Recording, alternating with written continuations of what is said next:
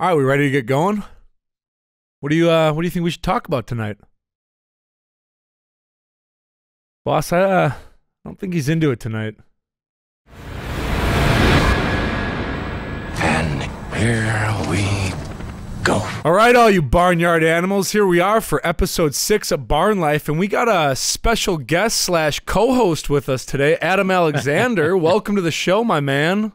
Oh, it's an honor. I got to tell you, I never dreamed this morning that I would have this opportunity. But I am excited it has presented itself. This is a pretty big opportunity, not going to lie. I know you're one of the main guys on Race Hub, but maybe you could be a regular on Barn Life. You know, maybe there's a future here for you if you perform well tonight. You know, I did grow up on a farm, so I feel like there's just a natural synergy going on. I like it, definitely. The greatest thing about Adam Alexander coming on our show today, he's just an innovator. He brought his own headphones and a splitter for us to use. How about Without it? him, Comes prepared. This guy coming when you prepared. do the credits, do I get like a little bit of a technical credit at the end of the show? Can you run that as part of my co-host and then maybe some technical recognition as well? Voss, what do you think? Because you're the main tech guy. Can we give a little more credit? Yeah, I mean they're making it happen over there. We don't have anything to do with how good that looks. Well, yeah, we'll give you some. They're in a professional studio right now. Well, so I'd like to think we are too. We are. We're if getting you only there. knew our setup right now, It is it's advanced beyond its first time we did it, so I'm pretty proud of this setup. Yeah, and I'm talking about the setup we have here today. I mean, we're using two different levels of tables. Our mic is on top of a smaller table, and then we're actually in a dining hall. Wow. But you would never know. Would never even know. So anyways, what about NASCAR? Yeah, we had some kind of race this past weekend. Let's dive right in. It was we were out in Phoenix, one of my favorite places. I know you really enjoy Phoenix. How'd the race go for you? Well, Adam, what would you think the race went well for me? I would rate. I mean, I would rate it. Be honest. What do you think? Between a 7 and an 8 for you guys? Is that a fair rating? That's genuine niceness. I would say it's like a C. A C? Average. Okay. We barely passed this past weekend. So let me ask you this question. You know, and we talked about this a couple weeks ago. You win the Daytona 500. You know you're in the playoffs. Is there a hangover that comes with that as you try to reset? Not literally like you can't go out and do your job, but there's so much pressure that's relieved knowing you're in. So how long does it take you before you kind of re-catch that stride? Well, hopefully not long. I feel like we've been working really hard on our cars back at the shop, obviously. And the West Coast swing, is an important part of getting the Camaro ZL1 back in the right direction. It started off so strong, you can't, you don't know what to expect after that. And we get to Phoenix, and I was really happy with our braking package. We had brought a new brake package, so that was a positive part.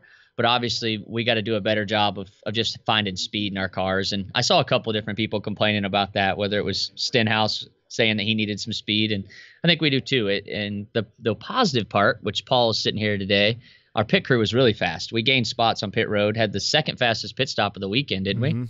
Yeah, well, third fastest. We were third fastest by 0.01. So we were all pretty close. The top three were all pretty close with the fastest stops, and we had a fun time on pit road, man. We love being in that spotlight and having you come down where we need to gain you spots, and we just love getting after it for you. Yeah, you guys were a bright spot of the weekend, obviously.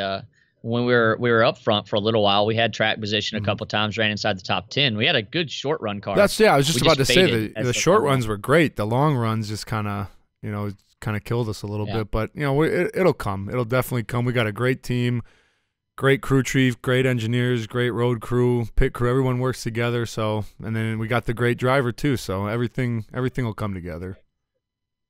Hey, what about that moment with you and Blaney? Yeah. That made radioactive. He was not so happy. But here's the deal. You said it. I watched the race live, and you said, I did not hit him. I heard it on radioactive, right? Yes.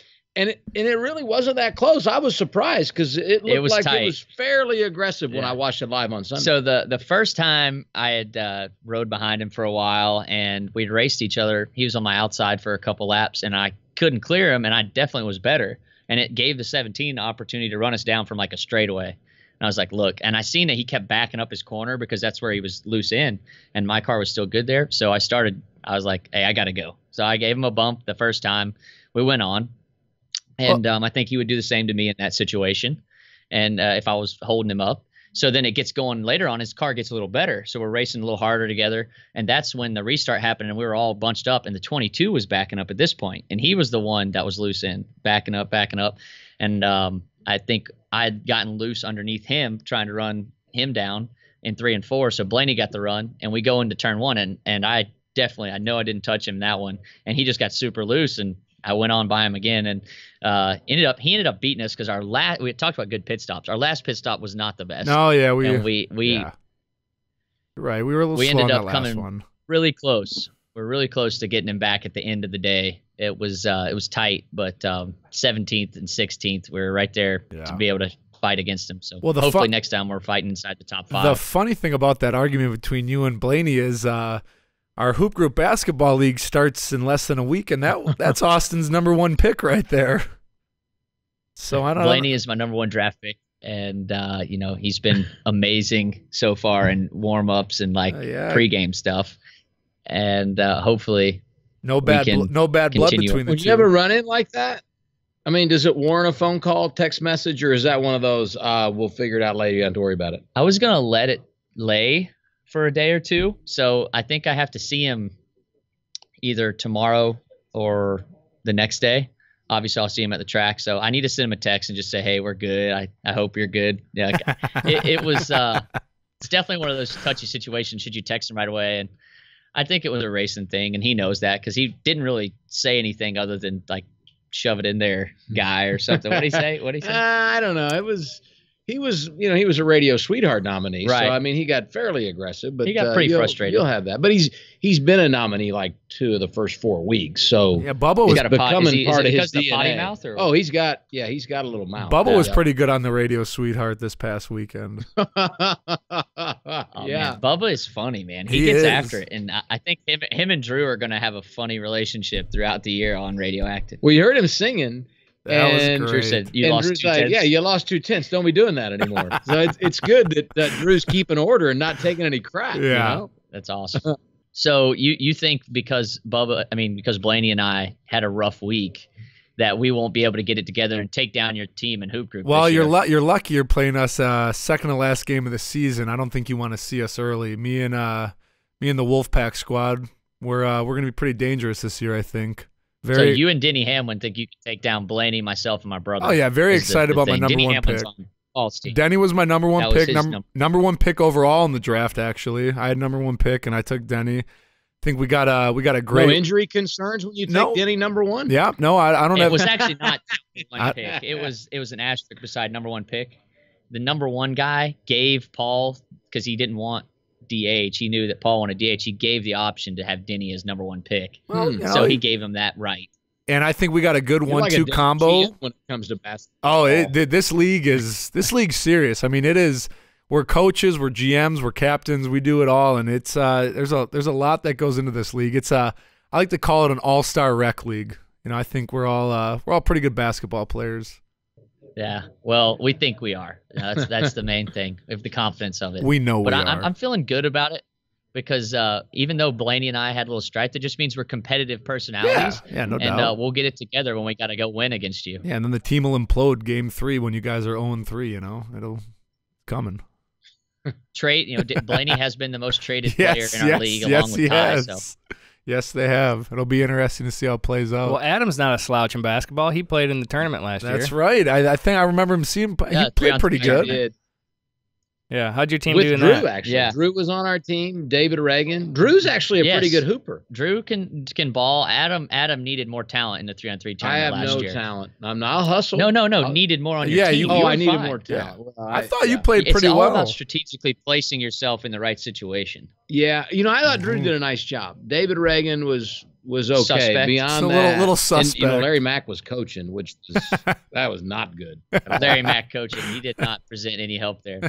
Actually, Larry Mack chose where we ate dinner last night, didn't he? He did choose where we had dinner, which was he was better at that than he was at coaching basketball. That's for sure. I was so impressed that Larry Mack got. I think his relationship with Merrill and Whitney, he can get on that level very easily. Like, I'm confused sometimes with what the girls are talking about, but Larry he's actually a closet Vanderpump fan, and we went to Sir last night. Love it. Yeah. So Larry, his relationship with the ladies grew exponentially last night. Oh, the ladies love Larry because he can get on that level when it comes to talking about what's relevant in L.A.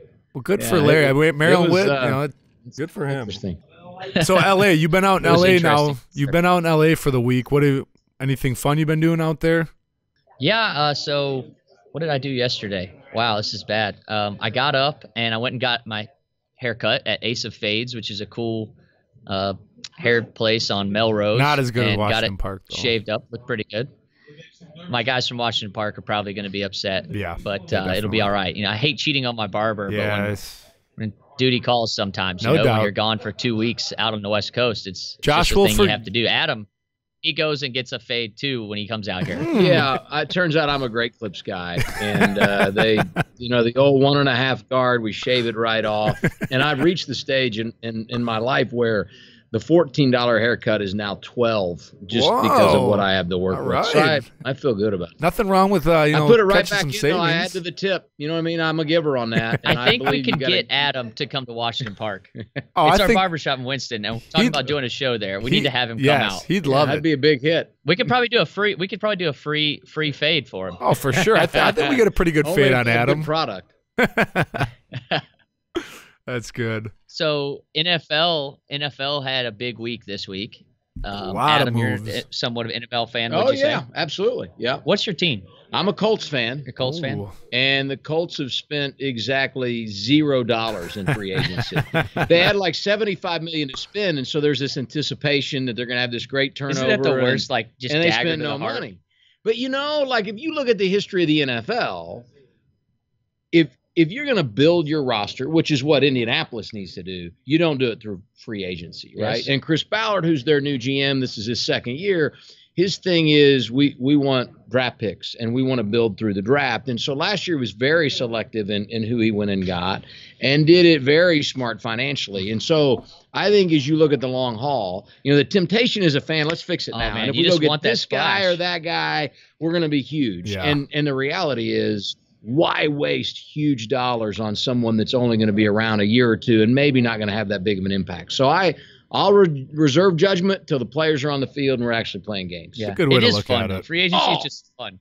Yeah. It just hurts. You just want to see your team do something. But this is what makes the NFL valid 12 months out of the year. It gives us something to talk about. Right. I mean, it's like we finished the Super Bowl. We're going to the Combine. We got free agency. Yep. Then it's the draft. It's an exciting time. Well, look at what the Browns have done. They've probably made the loudest moves this offseason with all the free agents they just picked up and the trades rumors and all that stuff. And now, 1 and 4 pick in the draft. It's interesting to see who they're going to take.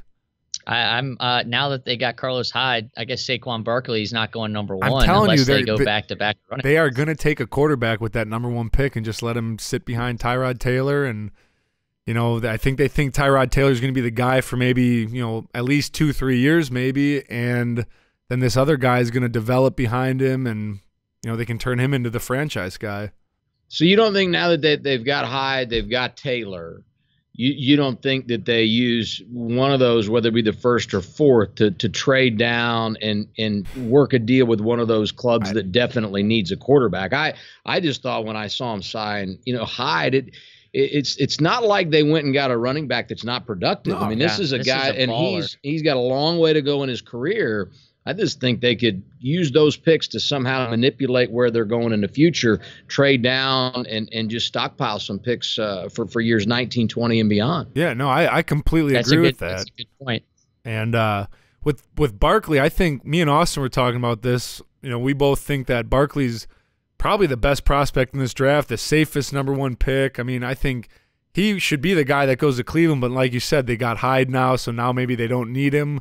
And with you saying, trading those picks, they could probably get a lot for those, and that could be the smartest move. But, I think they keep that number 1 pick and pick one of these quarterbacks, and I hope it's not Darnold because I really don't think he's the guy. I don't think he's that great, but, I don't know. I'm not a scout, so we'll see what happens. Well, what's cool is since we talked about Adam's Colts, we talk about my Panthers right now. They signed our Peppers Panthers, up, our and, Panthers.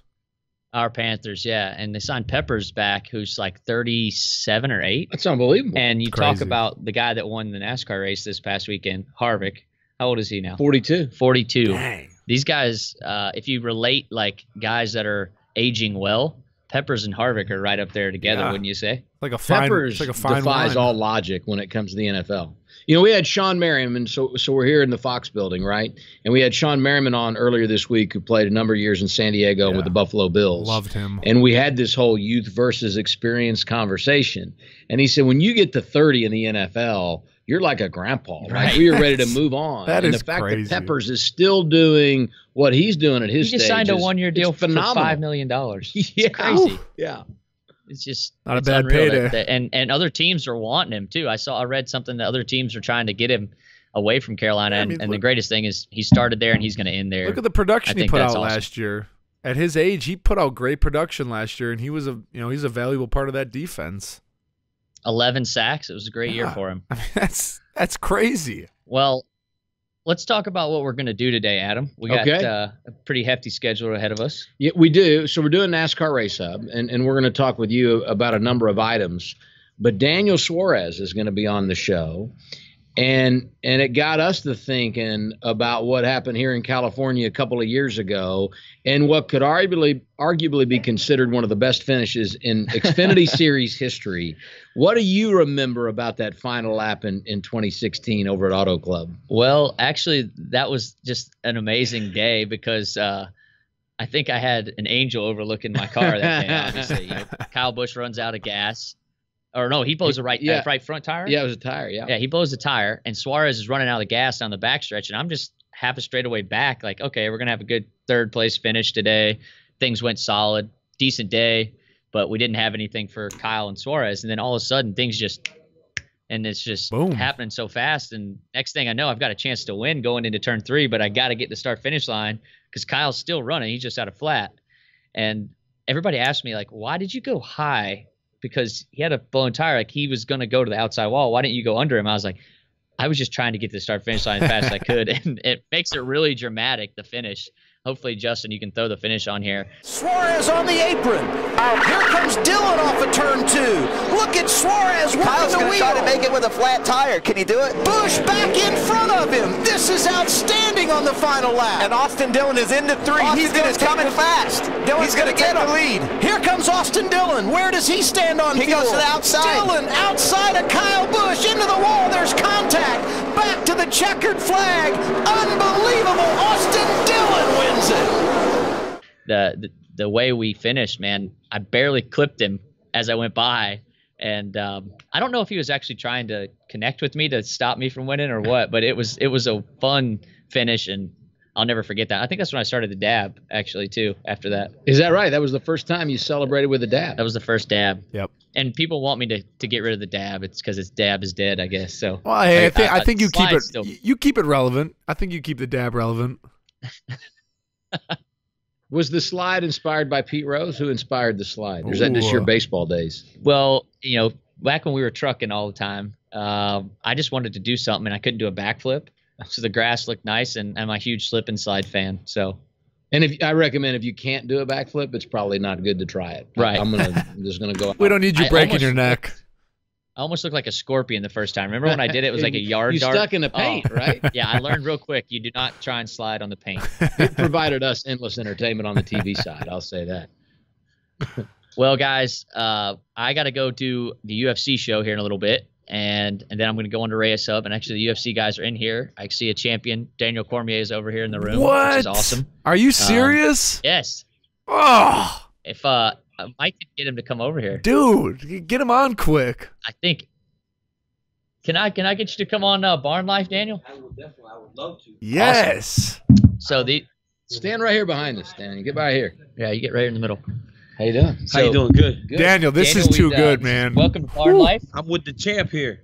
I'm with the champ. Absolutely, the Daytona 500. I know. You're the Daytona champ. 500 champ. Yeah, and I've won exactly nothing. I remember whenever we share a sponsor, Monster Energy drink, and they go, "Hey, we got a new guy. His name is Austin Dillon." This was years ago, and it was like, "Could you put something on Twitter?" He don't need us anymore. He don't need us to put his stuff on Twitter anymore, does he? Yeah, remember American Ethanol? American Ethanol yeah, too. That was it. Yeah. Oh, it was American Ethanol. I'm sorry, not Monster. American Ethanol. And they were like, "Put something about Austin Dillon," and we would do it. but he don't need us no more. Once you win the Daytona 500, you don't need my help. Hey, when I walked in, you weren't sizing me up, were you? Because I got a little nervous. You know why? On that, actually. Because when I walked in, you kind of cut your eyes at me. I was like, okay, it's a fight. That's awesome, man. You still Yeah, so American Ethanol is one of our partners. Actually, I was talking about my helmet earlier, and I got Hulk painted on the side of my helmet because it's all green car. That's awesome. Yeah, I love Marvel characters. Congratulations. No, thanks, man. I'm coming to hang out with you guys here in a little bit. I know, I'm excited. Yeah. I'm going to hit you with the hard questions, though. All right, give it to me. I throw all fastballs. I'm like good. the guy from Major League. You remember Charlie Sheen in Major League? Oh, yeah. Straight fastball. Wild thing. We love it, man. My man. Thanks for coming on Bar Thank Life. you guys for having me, man. That's awesome. Yeah, nice to meet you guys. Nice to meet you. Nice to meet you. Yeah, that's right. Be careful. I know. Dude, that's too good. I'm getting the heck out of here. This guy definitely just sized up Adam right here. Adam, you think you could take him in a fight? You think you could take him in the octagon? Rolling down Adam's leg right now. I don't know what it is. Could you and Austin together take him down? No, I don't think so. There's not a shot. No. You need like you two plus a couple more. Yeah, all good. Well, hey, thanks for stopping in, Adam. We appreciate you being on Barn Life, and hope you guys have a great show on Race Hub and with the UFC guys. It was a fun episode with you. Cool. Thanks a lot. Thanks, boys. Make sure the barn stays tidy. Everything's looking nice and clean up well. We're on it. All right. Peace, boys. See ya. See ya.